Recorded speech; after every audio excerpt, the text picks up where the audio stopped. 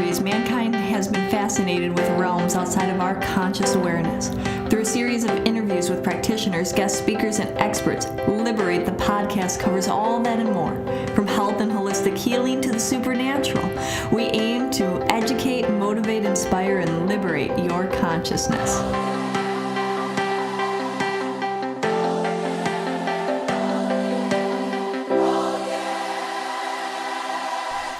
Hi there, and welcome to another episode of Liberate the podcast.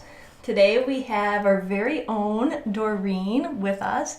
Now, Doreen has been a healer at the shop for a few years now, but she's been doing healings for, I don't know, probably since she was a little kid. She's been, this is one of the most multifaceted healers I know. I look at it as like, sometimes people go to culinary school and then they go and they study different types of cuisine and different sorts, and then they kind of hodgepodge it all together and create their own recipe and own type of food, like Asian fusion or this or whatever it is. And this is kind of like Doreen, the natural gifted healer, but also has studied, I think, almost every single healing modality that has been out there. And she actively has connections with angels and angelic beings. And today we're going to talk about those light forces. And so, Doreen, if you want to tell a little bit more about yourself. Sure. Well, before we start, if we are going to be talking about angels, I think we should just invite the angels in and just fill this room with some communication angels. So therefore, everything that is being said will fall on the ears of those who are listening, and they will understand it and it will feel good to them. So as we just fill this room with those angels, and angels of joy and angels of healing. So those who are listening as well receive a healing for everything that is coming forth for them. As you mentioned, I do healing work. I've been working as a light worker, I guess, since childhood. My background, my family's Jamaican. I'm not Doreen Virtue. My family's Jamaican. I'm from New York, and in our household, all of the at that time, which was called the occult, was acceptable.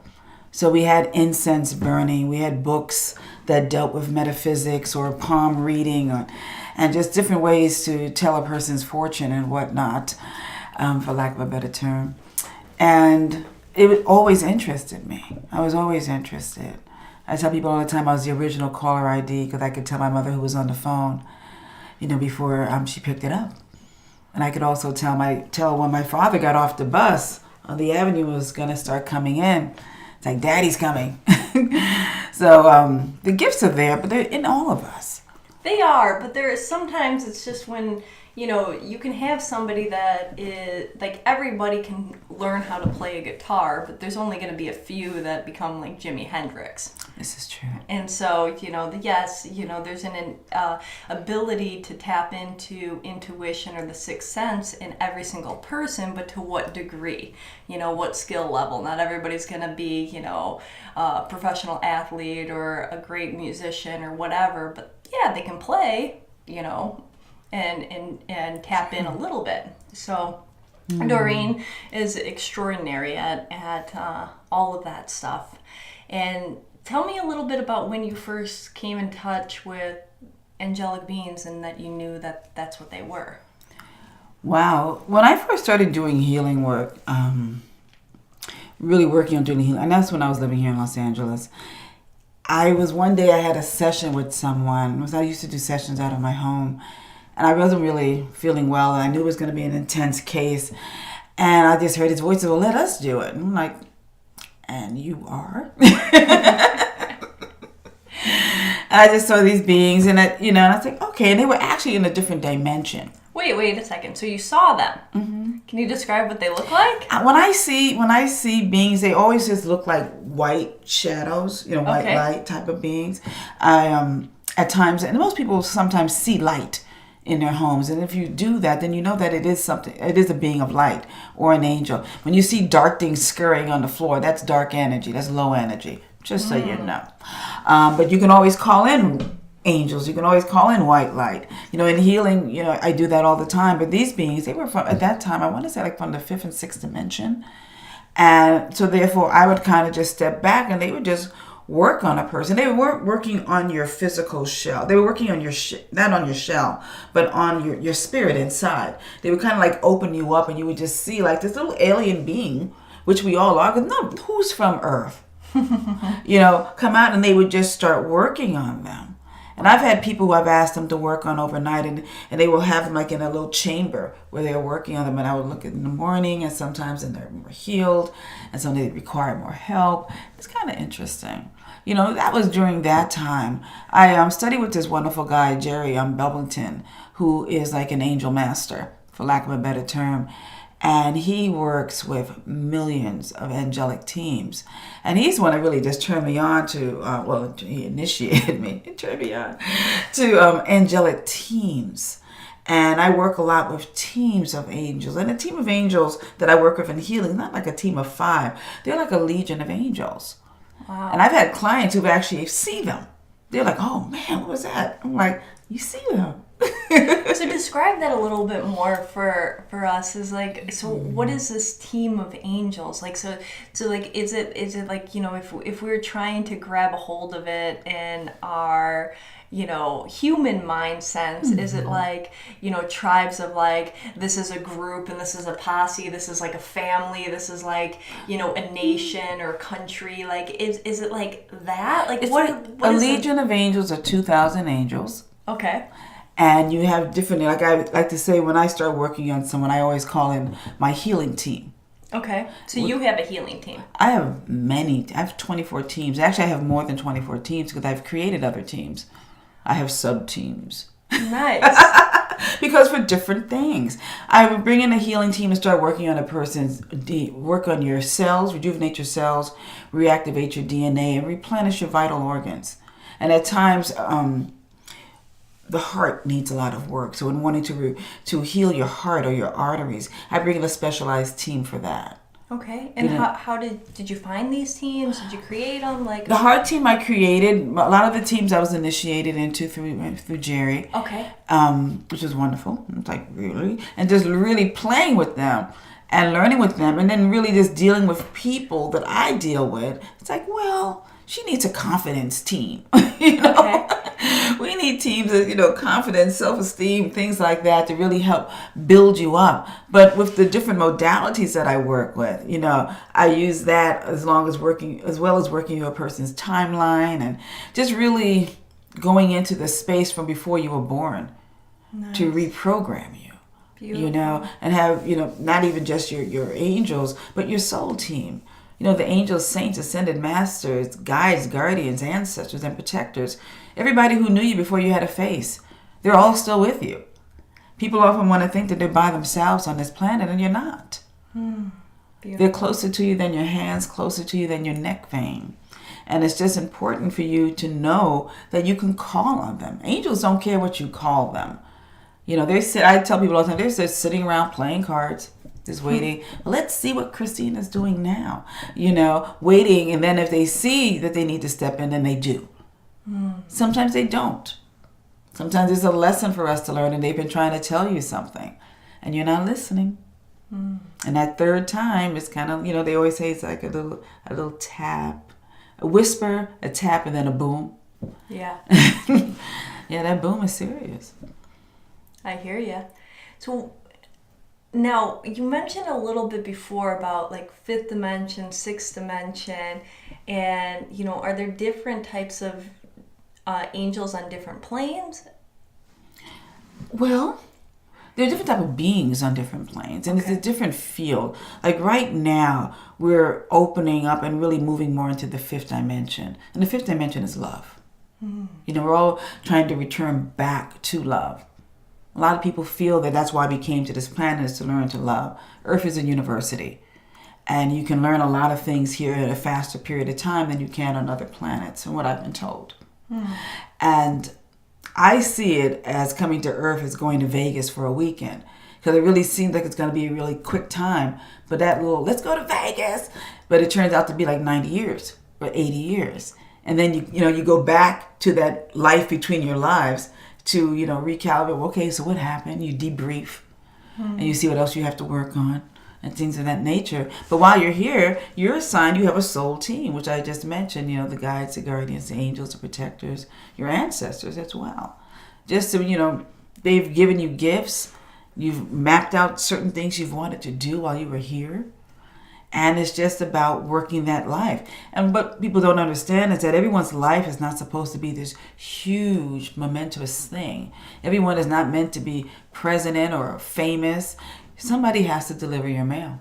Somebody has to check your food at the grocery store. And that's a very important mission as well, because you're dealing with people. And very often those people, there's somebody that they need to connect with. Yeah. In this particular lifetime to give them something or get something from them. And that can be all what their mission is, as well as their personal life. Yeah.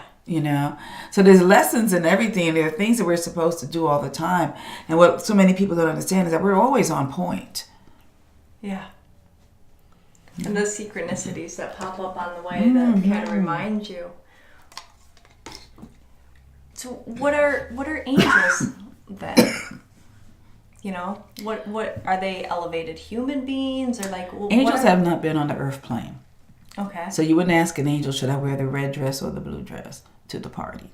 You don't ask them those kind of questions because they haven't been here. Many guardians as well. A few guardians have been on the earth plane, but mostly no. Okay, let's take a step back. What are the different, your experience of these levels? Because you say the angels and you say the guardians. Is there a hierarchy of beings? Your guardian angel, you have a guardian angel that was assigned to you at birth, so to speak. That's with you all the time. Okay. So your spiritual best friend, if you choose to speak to them. Okay. And you don't have to do any major mojo to get to talk to them. You can just start talking to them. You can do it through meditation. You can do automatic writing. Or you can just sit in nature or wherever you are and say, I think it's time we have a conversation. I really want to connect with you. And they will start connecting with you. Same thing with all of your teams. Angels, there are levels of angels. You go from lower angels, half a wing. I always feel there were angels in training, and to those that have like archangels, right? Exactly, all the way up. You have seraphim, cherubims, seraphims. There was a song growing up in the Presbyterian church that mentioned different levels of angels, which I thought was interesting. From 4 wings, 6 wings, but there are those of us who believe the wings are just, a visual. Do they really have wings? Maybe not. Those are just things that somebody drew, and we want to believe that's truth. Yeah. So we just accept it as that. So you think you're always supposed to see the wings. Yeah, I've heard that I've heard a few times that it's more about the aura and the light that's coming from the crown, like the golden halo, and that, but on a magnified way. So, and that angels have that kind of element coming from their heart, so it forms like this. That's what I've heard before. And there's just many stories with that. Yeah. And there were those who's like, come on, there are no wings. That's just your imagination. I'm like, somebody told you that and you believe it. I'm like, okay. But they're light beings, and that's what we know them to be. And how you choose to see that. I don't see wings on angels. I see beings, and at times they'll take form.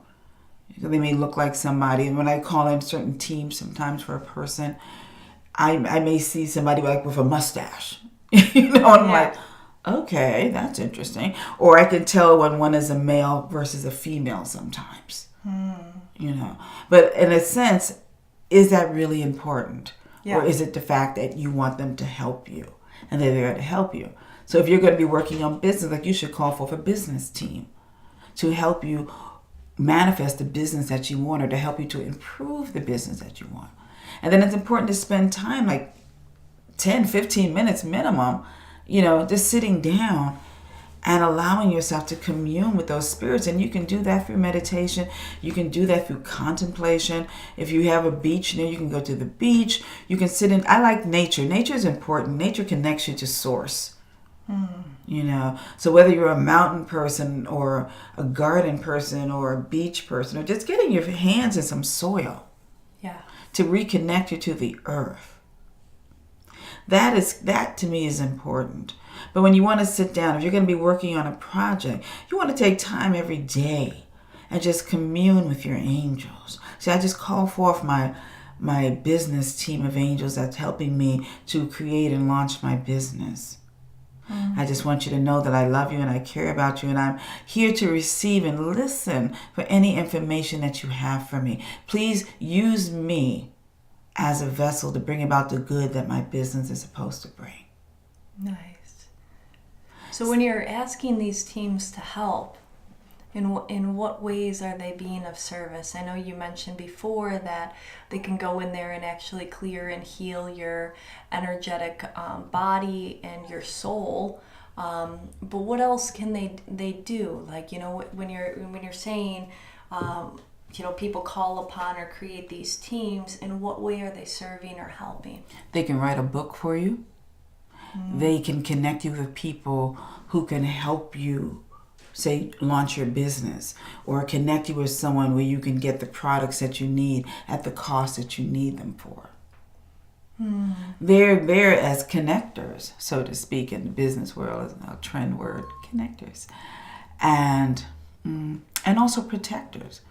Because sometimes when you're dealing with somebody, you're not quite sure what to do. You can ask your angels for a positive sign of whether or not you should deal with a particular person. And when in doubt, you could always say, I ask for the truth to be revealed. Nice. So it's like they can help. It's if I can give a better like visuals, they can kind of play puppet master on the top, connecting and drawing and moving pieces together so that you're more aware and that the synchronicities become greater. Exactly. And sometimes they will just push you in the right direction if you don't seem to be listening or hearing. It's one thing to listen. You ask your angels to assist you. It's important to listen, and it's important to obey. It may not always sound logical. They may say, don't do anything. Go to the movies. Why? I have to work on this. Just go. Because sometimes on your way walking to the theater, you run into the person that you need to meet. Or you see an idea that you needed that's going to make your business plan sound better. Or all of a sudden you meet the love of your life. And you would not have met them if you would have stayed home writing. You come out and it's like, oh my gosh. Yeah. Okay. Yes, you have love angels too. In what ways can people connect better to their angels? I know that you gave a couple meditations and things like that. So if somebody's, listening and they're wanting to say, yeah, I would like help and support and this and this and that. Like, what's like a step process that they could do? Well, one thing you can do, if you're not into meditation, you can ask your angels to start coming to you while you sleep at night. You can also write to them. If you're working on a particular project, you can write, dear angels, I need your assistance on my project. And be detailed. Don't use big words. As I mentioned, they haven't had an earthly experience. So so there are words that I don't think they get, But when you write simply, and sometimes, and I mean like without a title, if you're talking about, say, a business, if you're describing the business, what it is that you're doing on a day-to-day basis, and you're asking your angels to assist you to be able to do this so that you are able to, help 1,000 people a month through the work that you're doing and earn a certain amount of salary, in regard to doing this. Or you want to meet a certain type of person. I like that. Or you want to live in a certain type of home. Now, you mentioned before that there's sometimes things and like if we call these wishes or desires or creations, whatever we're calling them, that sometimes they don't happen and sometimes the angel teams don't help out, right? True. And sometimes that has a lot to do with us. You cannot have a 100% manifestation on a 15%, consciousness. If you don't believe in what it is you're asking for, don't ask.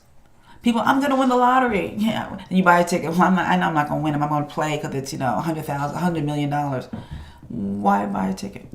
Yeah. If you want the right relationship, be willing to get out of the wrong relationship first and foremost. Be willing to believe that you're not stuck having the same relationship over and over again, because you're in it because you haven't learned the lesson. Yeah. And sometimes the lesson is stop doing this. There's this thing called free will. Okay. So no matter what, an angel is there to help you too. And sometimes they will just push you out of the way of something. But there's this thing called free will. And very often that's why we stay stuck in a lot of situations for a very long time. Because we refuse to say, enough. And then when you're sick and tired of being sick and tired, and you make one change, and then everything flows together. You know, like, wow, what was I waiting for? And the voice says, yeah, what were you waiting for? Does that make sense to you? Yeah, absolutely. And I hope it makes sense to those that are listening. So it's about getting clear, but it's also about allowing those things to happen, because if the angels are up there trying to help and you're not believing it, so you're avoiding it, you know. I know you gave the example of going out and buying a lottery ticket, but then, you know, there's that one like joke that's pretty viral that goes where the guy's like asking God, I want to win the lottery, and then an air bubble from heaven goes, buy a ticket. You know, like, so there's things that we just don't do too. Exactly. You know, and you know, maybe there's a resistance of going to the movie. Like the mental mind doesn't allow you to listen to that hint of intuition from those other dimensions and beings that's coming through you, and you don't go to the movie theater, or you don't end that, or you don't go and apply to that job, or whatever the case may be, but it's all right there, and it doesn't mean that it's not working for you. Exactly. And it's also about having faith in yourself. You know, no being can give you faith in yourself. You have to believe that you're here for a reason. And it doesn't matter what that reason is. Like I said, someone has to deliver the mail. But it's all about having faith that you are on purpose. You are on course for that what it is that you're here to do. Now, it may not want to come forth until you're 30 or 40 or 50 or even 60 years old. Because sometimes you see people, their lives come together in the later part of their life. But what comes forth is miraculous. Yeah. You know, I feel, you know, I have a friend that says, you get back the years the locusts have eaten, all things made new. And you're always on point. Whether you don't feel it or not, you are. You're on your path. And at times we're walking forward, sometimes we're standing still, and then we're moving slowly, but you're on the path. Yeah. And that's what's the key to know. And things like angels or your guides, they're the ones that assist you in just really moving forward or hearing what's around you. There's symbols and signs for all of us right where you are right now. There's something that you know, that you've heard, that you know you need to do, or someone you need to contact. And that inner psychic, which is in everyone, is you, you know, is that angelic part of you saying you should do this, you should call this person, you should write this down, you should go there. Yeah. And the more we listen to it, the louder and the clearer it gets, and it will always guide you and it will always protect you. It's there for you. I love that. That gave me chills when you were saying it. You know, because there is things that we resist that continue to pop up, at least for myself. And I know anybody that I work with as clients, and you know, anybody, every single person that's listening, where it's like, you know, like if you had to say, what is that one person that could help you move forward, that pops in your head over and over again, that if you could just write that email, call or ask or do that thing, what's the one change that you can make in your life that you think would be a difference to equate more happiness, love, or joy? What is that it pops in? It pops into somebody's head in a moment. You just have to ask them that question. You can ask them 1 to 3 things, and they probably come up with 3. Exactly. But and I love what you were saying about being on track and just trusting. I think that they, like when you connect and you see things on a higher level, it's trusting that it's not about, oh, this didn't happen at this age or this time or this, because maybe those goals are still manifesting. Like Henry Ford is a great example. He was 52 or something like that. I know he was in his 50s, but whatever the age was before he made the Model T. But how many times did he try to create a car company before that? And he might have thought, oh, my intentions and what I've been trying to put out in the world isn't happening, and it keeps on coming to a failure and an end every time I try. Well, no. He created the most successful car company of all time. I mean, I know now there's great ones and things like that, but given the circumstances of that time, he was on track. Exactly. It wasn't until his 50s that it happened, but he was on track. He was on track. And it's what you do, while you're on your way to your dream that really matters as well. How are you improving yourself?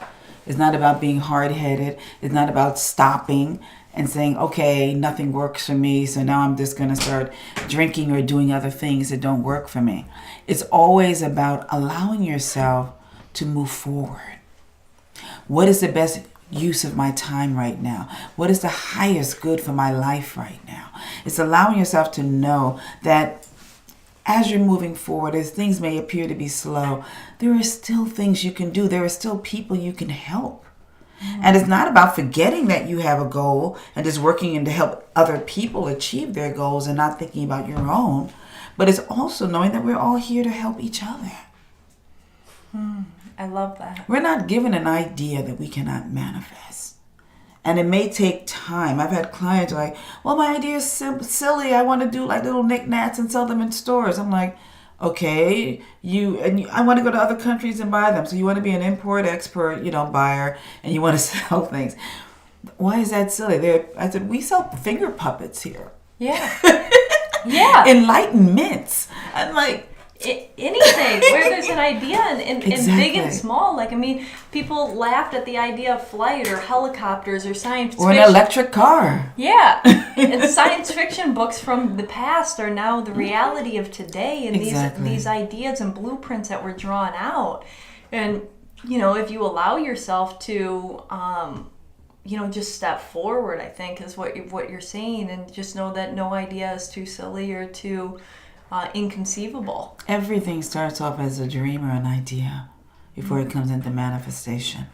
So that which is within you that you're tiddling with is something that wants to come forth. And it's about you as an individual allowing yourself to have that come forth. And let's talk a little bit about how you help people help get to that level. Well, at times I do what's called spiritual life coaching, which is really looking at a person and what it is that they're trying to do and what it is they're wanting to manifest, and work with them in regard to removing the blocks, the seeming blocks that are in the way. And sometimes when you have a plan, and we're able to move aside, and you have a plan, really create that plan, which is the better way of stating it, creating the milestones that go with that, and spiritually being able to help align a person to meet those milestones, to connect with their guides and their angels so they can work on what it is that they want to do at a faster pace, at a better pace, and just really align you energetically. Because a lot of things that we want, we're not on the same vibratory field of where it is. You may want to buy a Tesla. And that Tesla's on the 7th floor. You are on the 3rd floor. You ask for a Tesla, the Tesla comes in. But you can't see it because you're on the 3rd floor. So you have to raise your consciousness, first of all, to believe that you could have a Tesla, that you deserve a Tesla, that you could afford to pay for that Tesla. And that's just in consciousness. We see people, we all know that person that we said, oh yeah, she got it like that. Or he has the Midas touch. That person just has the consciousness that says, I want that. And they manifest it. I want that. And that's it. That's mine. And we all have that in certain areas. And, it's, if every single person stopped for a moment and just think, what are the things that just happen so easily for you in whatever way that you ask for. For some people, it's parking spaces. Some people it could be parking spaces. Yes. Some people it could be certain food and certain this, or some people it could be that they want to have fun experiences all the time, and so they're always getting invited to events and things for whatever. And, exactly. And it's not all about just the financial level of the things that they're getting. It's about even getting free this or that or whatever. It's like, what are things that are just come so easily to you because you put your focus on it and you say, I want this. Your focus is there, but what's missing is you don't have any doubt about it. You don't doubt your next breath. Mm-hmm. You don't doubt your next breath. You know it's there. Mm-hmm. You don't doubt if you can pick something up like a cup off the table. You don't doubt those things. So it's about building that same kind of consciousness for the bigger things that you want, and it's building it up. Like if you're not good at getting parking spaces, so you start off, I send everybody Maurice, my parking guide. I'm going to send everybody who's listening to this call right now, Maurice, my parking guide. So therefore, when you're leaving home or your office or what have you, and you say, Maurice, I need parking when I'm going to the place that you're going to. I need to be close, preferably free, but I really want parking easily and effortlessly. And I tell you, Doreen has the best parking karma. Like our store, like if anybody has been to Liberate, and I know that people are, listening and viewing from elsewhere too, but we have this little only street parking. There's no parking lot, and there's only a few spots in front of the store, and there's restaurants all around. So these spots are really hard to come by. I would say 9 times out of 10 when Doreen's here, her car's right out front. Like I see it, or it's off just around the corner to the left. And it's always right there. And she has to walk like 50 feet tops. But now everyone has Maurice, the parking angel. But it all starts with your belief. So believe that you can get good parking, and then use Maurice. The thing is, I've given Maurice to people, and they've called me. A girlfriend might call me, well, I can't find parking. I guess I should have used Maurice. And she's like clowning me. And as she's saying that, someone right in front of her pulled out. She said, oh my God, somebody just pulled out. I said, what is it you really want to say? Thank you, Maurice. I said, Angels are there for you. Whether you believe in them or not, they're still there. They're still helping you. Yeah, and sometimes it's easier to, call upon an angel to shift that belief. If you can, believe that, an angel is there helping you create a parking spot that helps you believe that you can get a good parking spot, maybe that's the first step, right? Yes. If you believe that an angel can help you get the Tesla, then maybe that helps you get there faster. Obtain the consciousness and obtain everything to fall into place so that you can believe, wow, I can afford a Tesla. I could do it. All of a sudden, I have a new job and I have new income coming in. All of a sudden, I just met this guy who works for Tesla, and he said if I work there part-time, I can get a discount, which brings down the price of the Tesla. When you are open, magic happens. Oh, yeah. I mean, I knew somebody that, she would just pull in whatever. She would say that she wanted something, and then magically it would arrive. Like she wanted a new scooter, and she won one in a raffle.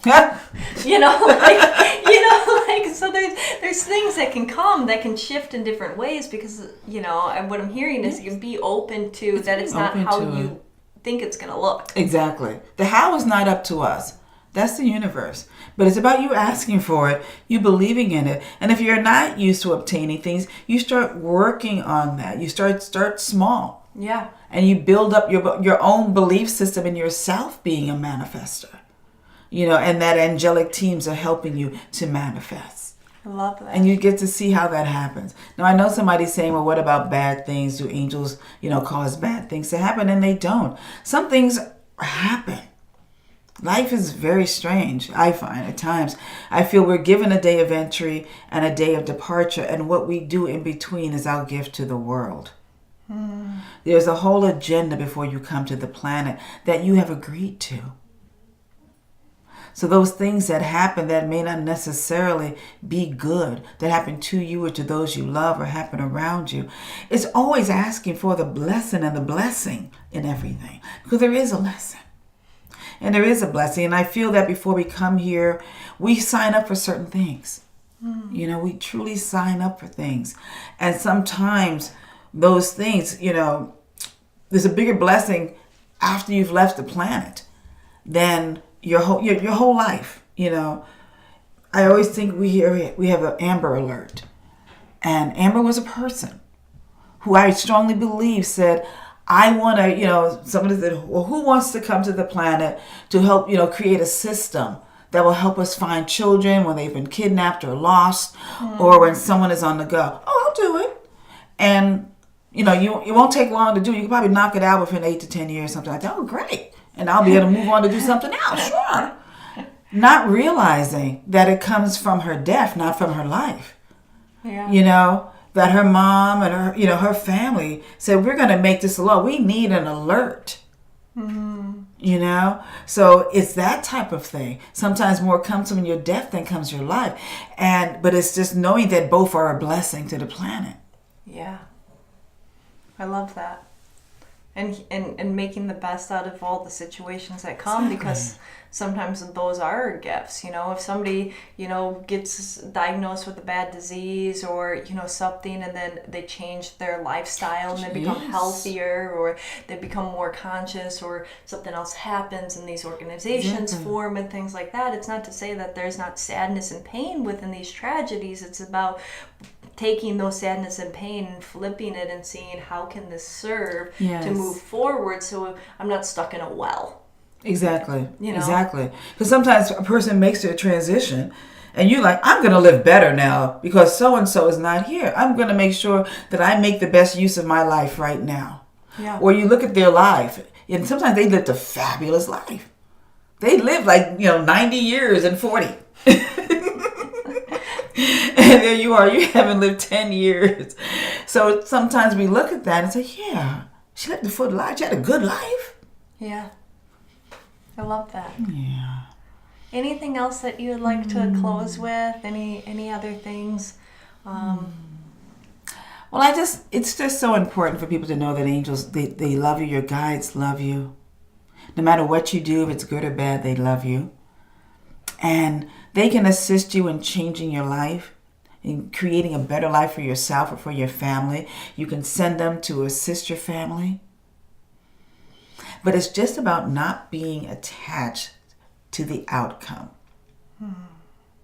You know, it's not about expectations. If you ask angels to see you through something, allow them to do it in the way that they feel it's supposed to happen. When we get rid of expectation, we're trying to direct a course, you know, let me take your wings and we're going to turn you to the right. I want that guy. If you're asking for their assistance, allow them to assist you. And be in gratitude. They love acknowledgement and they love gratitude. I work with angels. Thank you. They love that. I love that. Not that they have egos, but the things that we're grateful for, we get more of. So be grateful for the things in your life, the small, the medium, and the large things in your life. Be grateful for the people in your lives. And know that there are those who are grateful for you. I love that. And so it is. Yes, it is. Thank you so much for blessing us with coming and doing this today. I hope everybody got a great value out of this. Doreen has so much to share that we'll definitely have her on for a couple more times to dive into a few other things and topics. You can find Doreen at Liberate Emporium. Doreen, is there a personal site or anything? I mean, she also does these amazing weddings, as you can hear the preacheress coming out of her, so the minister in her. So she does weddings, and what's your wedding website?